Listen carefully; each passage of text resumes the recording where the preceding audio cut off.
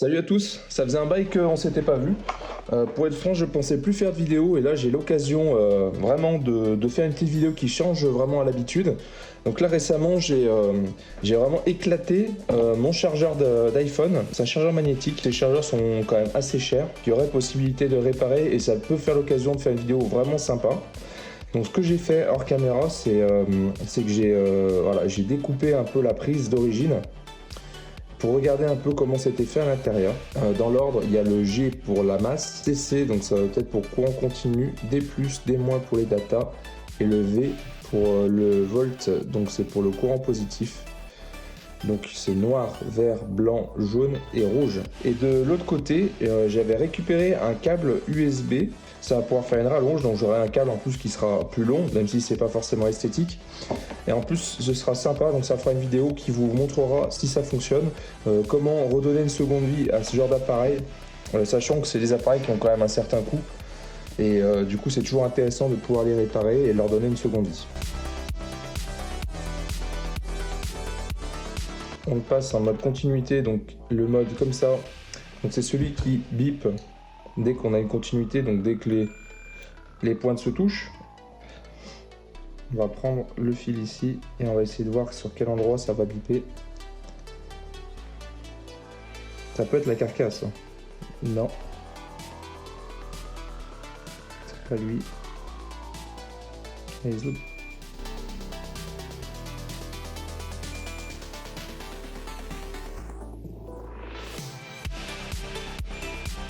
Ok, donc c'est le deuxième.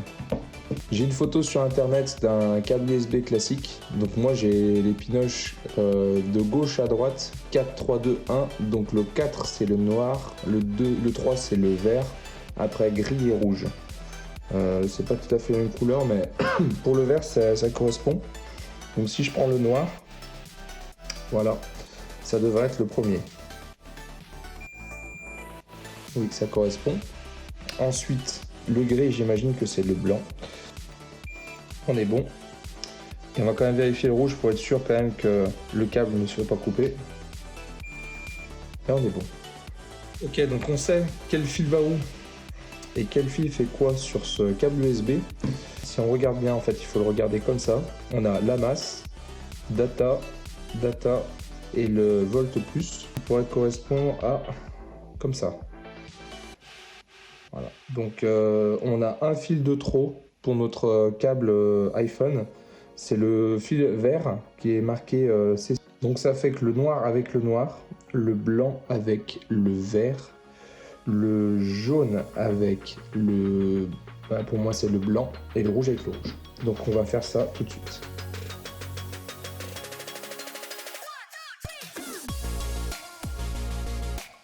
Je vais utiliser de la gaine thermo-rétractable quand je vais souder chaque fil entre eux pour être sûr qu'il n'y aura pas de court-circuit quand je vais tout relier et quand je vais tout coller ensemble.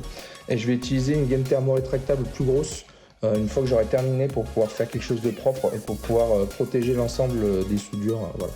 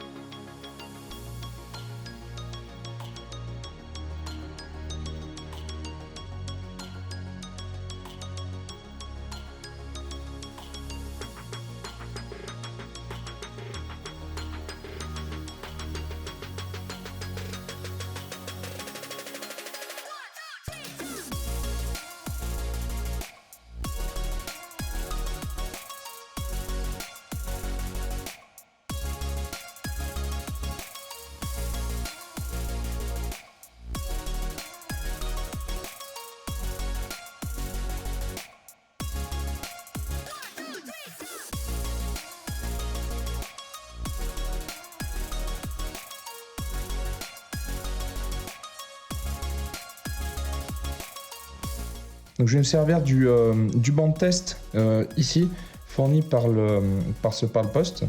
Donc je vais le brancher directement en espérant que ça n'explose pas.